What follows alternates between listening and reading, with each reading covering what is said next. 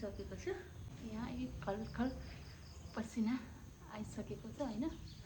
यहाँको चाहिँ अलिकति हो कि जस्तो लागिरहेको छ मलाई हैन। हजुरहरूलाई कस्तो लाग्छ? तर मलाई दुब्ला चाहिँ सुहाउँदैन हैन। तर त्यही पनि आफ्नो हेल्थको लागि भए पनि दुब्लाउनु त परिहाल्यो।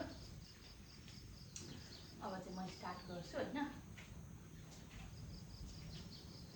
यो चाहिँ 100 चोटि गर्छु।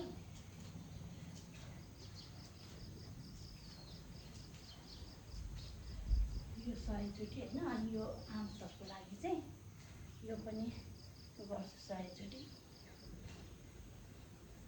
अनि यहाँ चाहिँ मेरो ऐना छ के, अनि त्यसले गर्दाखेरि चाहिँ म यो ऐनामा भयो भने चाहिँ सजिलो हुन्छ।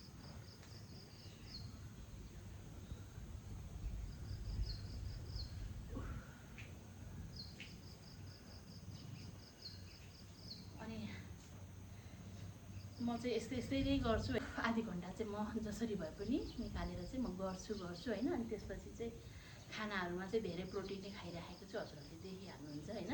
आज चाहिँ म यहाँ नयाँ डिस बनाएर खान्छु। नयाँ त होइन, तर मेरो लागि चाहिँ नयाँ हो हैन, किनभने सधैँ भात खान्थेँ नि त। अब आज चाहिँ म चाहिँ भात खान्न भनिरहेको छु। आज चाहिँ म त्यो हुन्छ नि चाउमिन तरिकाको सबै भेजिटेबलहरू हालेर अनि पिठोको भनौँ न आटा, त्यसको चाहिँ म बनाउन गइरहेको छु। अब कसरी बनाउँछु भनेर चाहिँ हजुरहरूले चाहिँ एकछिन वेट गर्नुपर्ने हुन्छ।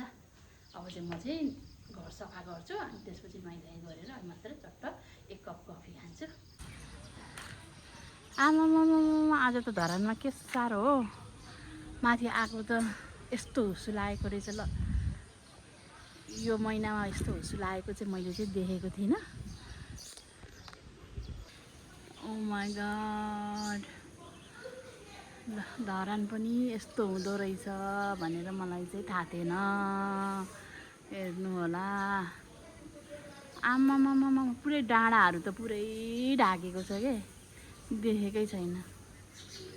ओएमजी, सधैँभरि यस्तै वेदर भए त आहा कति आनन्द हुन्थ्यो धरानमा। बाफले यस्तो गर्मी छ कि के भन्नु। तर यस्तो वेदर भयो भने चाहिँ अलिकति शीतल हुन्छ, हावाहरू चलेको छ। आई विश हैन सधैँ यस्तै भइरहोस्। ओ माय गॉड, आज त मलाई कस्तो रमाइलो लाग्यो कि। आमामामा उता त केही देखिँदैन।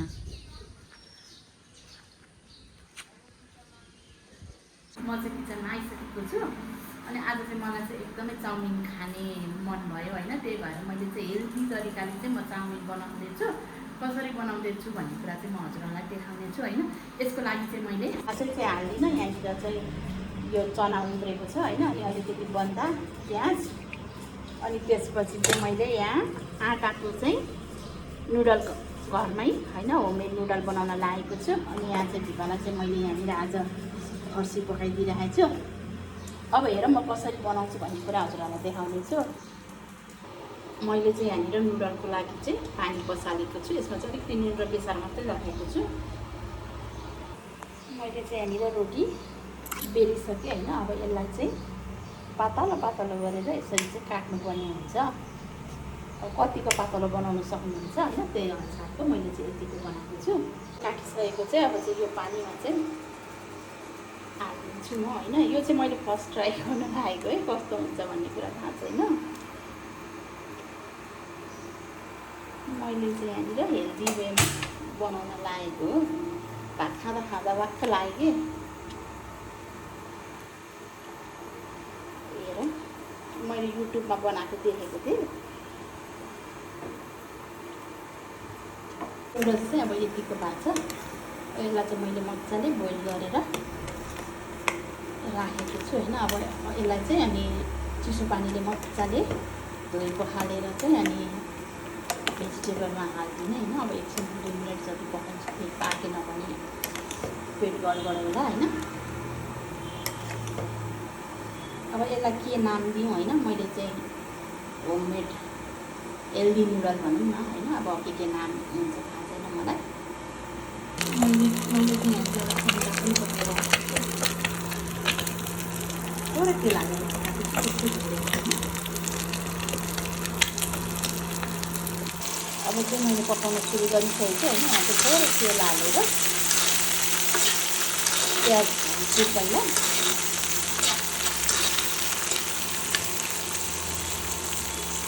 तेलमा हालिसकेको हुँदै हुँदैन होइन, अलिअलि तेल त खानु परिहाल्छ। अनि यो भेजिटेबल हाल्छु म। त्यसमा चाहिँ मैले थोरै अदुवा लसुन पनि राखेँ होइन, टेस्टको लागि।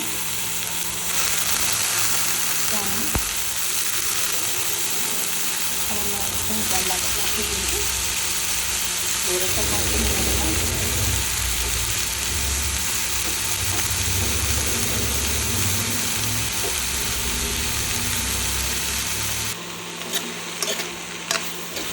मैले चाहिँ थोरै यहाँको स्पाइसेस हालेको छु अलिअलि पिरोको लागि। त्यस्तो हेरेर त बोइल गरेर सुधिर्नु छ है, त्यो गर्नु खानै पऱ्यो। अब चाहिँ यो यतिको भयो। अब चाहिँ म चाहिँ यो राखिदिन्छु। आइडन कस्तो हुन्छ थाहा छैन होइन मलाई, घरि मुखमै हाल्न नहुने भयो भने त आज म भोकै हुन्छु। भोक त के हुनु, अन्डा छन्दा खान्छु, ट्राई मात्रै गऱ्यो होला। यो राखिसकेपछि चाहिँ यसलाई मिक्स गरिदिउँ होइन, किनभने यो सबै अलिअलि पाकिसकेको छ नि त। ल अब चाहिँ यो पाकिसक्यो। यो चाहिँ मेरो आजको लन्च रेडी भयो।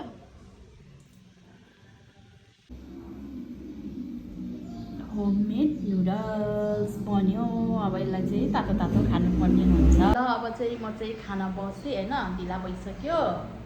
बाले चाहिँ खाइसकिसक्यो होइन, अनि मेरो चाहिँ यो तयारी गर्नुपर्ने थियो नि त, अनि त्यसले गर्दाखेरि चाहिँ मलाई टाइम लाग्यो। अब चाहिँ ढिला नगरिकन सुरु गरौँ। ल चियर्स। हजुरहरू पनि बनाएर खानु होला, एकचोटि ट्राई गर्न मिल्छ होइन। अब मिठो भयो भने फेरि फेरि ट्राई गर्ने, एकचोटि ट्राई गर्न मिल्छ होइन। अब मिठो भयो भने फेरि बनाएर खान मिल्छ, मिठो भएन भने फर्स्ट एन्ड लास्ट यही हुन्छ होइन। ल चियर्स। फर्स्ट बाइट खाएँ ल।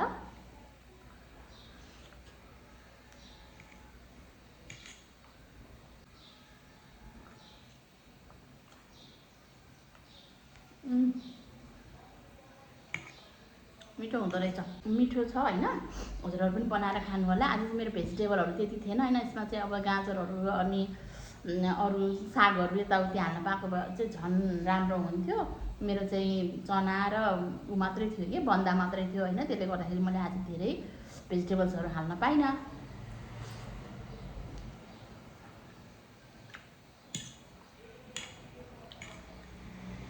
मेरो आजको फर्स्ट मिल चाहिँ यही हो।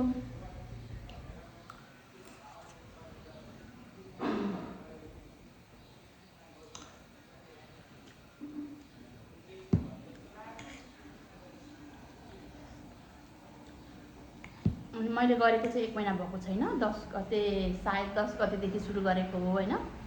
10 गते नै जस्तो लाग्छ खै, 1 महिना हुन्छ।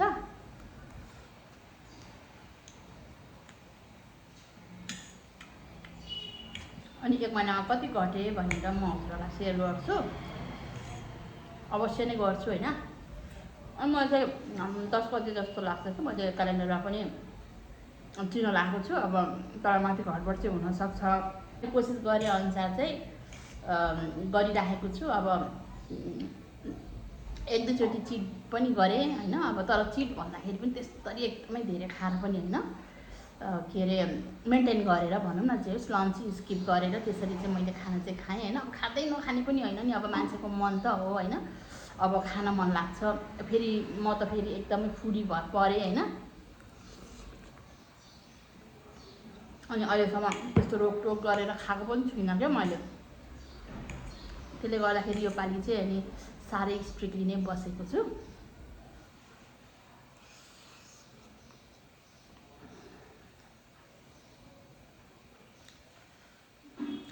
मैले आफूलाई यति हल्लुको महसुस गरेको छु कि कुरै नगरौँ। म एक्सप्लेनै गर्न सक्दिनँ कि त्यति हल्का फिल भइरहेछ कि मलाई। अब 1 केजी घटुन् या 2 केजी घटुन् मलाई ऊ छैन होइन, तर मैले आफूलाई चाहिँ एकदमै एनर्जेटिक होइन हुन्छ नि, एकदमै फुलफिल एनर्जी त्यस्तो मैले महसुस गरेको छु क्या आफूलाई।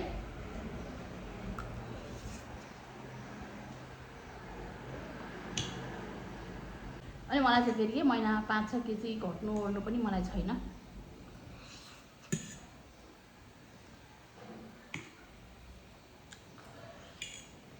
बिस्तारो घट्यो भने मेन त हेल्दी हुनु पऱ्यो, त्यही हो होइन, मेन्टेन गरेर। आफूलाई रोग पनि छ नि त फेरि होइन।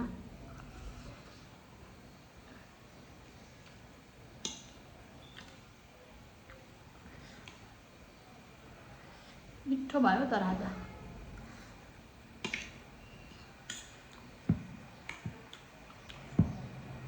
बनाएन भने के हुँदैन होइन।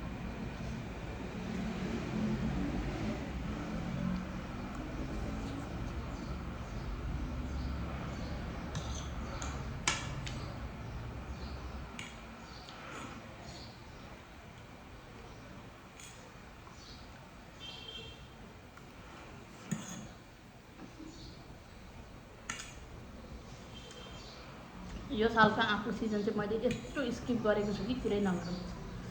यस्तो खानु मन लाग्छ है, तर मैले 2 दिनमा 3 दिनमा एकचोटि एउटा पुरा खान्छु त्यो आँप अलिकति गर्नलाई होइन, नत्र भने चाहिँ एकदमै धेरै क्यालोरी प्लस गुलियो हुन्छ भन्छन्। अनि त्यही भएर मैले चाहिँ स्किप गरेको छु। फेभरेट चाहिँ फेभरेटै हो फेरि होइन।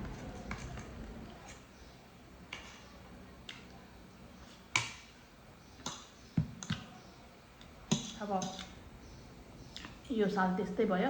एक साल मैले पहिला त्यति बेला पनि मैले त्यो साल मैले मुखमा आँपै हालिनँ क्या।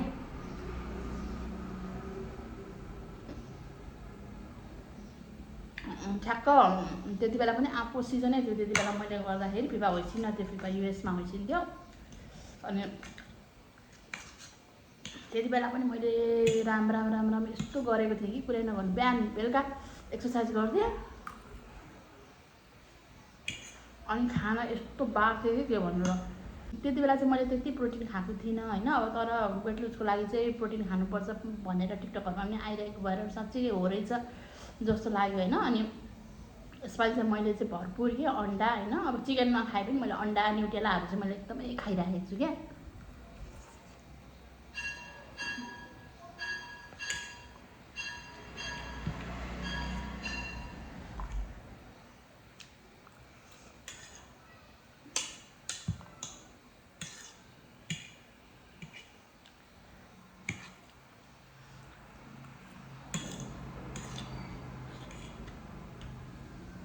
अहिले 11 बज्यो होइन। अब 11 बजी यो खाएँ। अब दिउँसो 1 कप चिया खान्छु 2 बजीतिर। अनि त्यसपछि मुड चल्यो भने एउटा बोइल एग खान्छु, नभए अब सायद खानु पर्दैन होला। यो 1 मिलले नै पुग्छ जस्तो छ मलाई होइन, किनभने हेप्पी हुन्छ नि त।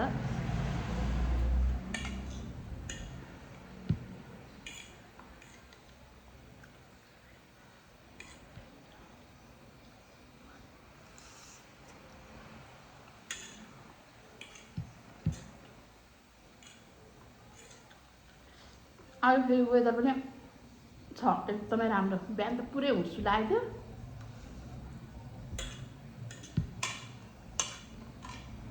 ल अब हजुरहरू पनि यसरी नै बनाएर खानु होला, जो वेट लुज गर्न चाहनुहुन्छ। यो मैले बनाएको चिज खानुपर्छ भन्ने होइन होइन, यसरी पनि खान सक्नुहुन्छ भनेर मात्रै हो। म यसरी खान्छु अनि हजुरहरूले पनि यसरी बनाएर खान सक्नुहुन्छ भनेर मात्रै हो मैले एउटा हजुरहरूलाई देखाएको होइन। हजुरहरूले जे तरिकाले खाए पनि हुन्छ होइन। आफूलाई कस्तो सजिलो हुन्छ, घरमा के एभाइलेबल छ, अब सबै ममा भएको चिजहरू हजुरकोमा एभाइलेबल नहोला, हजुरकोमा भएको ममा नहोला। घरमा जे हुन्छ नि हेल्दी, जे खाए पनि हुन्छ। त्यही हो। अनि आजको भिडियो हजुरहरूलाई कस्तो लाग्यो कमेन्ट गरिदिनु होला। र हजुरहरूको मायाले साथ सपोर्टले गर्दाखेरि चाहिँ मलाई चाहिँ एकदमै झन् प्रोत्साहन मिलिरहेको छ कि होइन। अनि बिचमा चाहिँ म चाहिँ एकदम टिपिकल वर्डहरू पनि यहाँ कहाँबाट आयो होइन घुसाउँदैछु, माइन्ड नगर्नु होला होइन। अनि त्यही हो। आजको भिडियो हजुरहरूलाई कस्तो लाग्यो कमेन्ट गरिदिनु होला। बाई।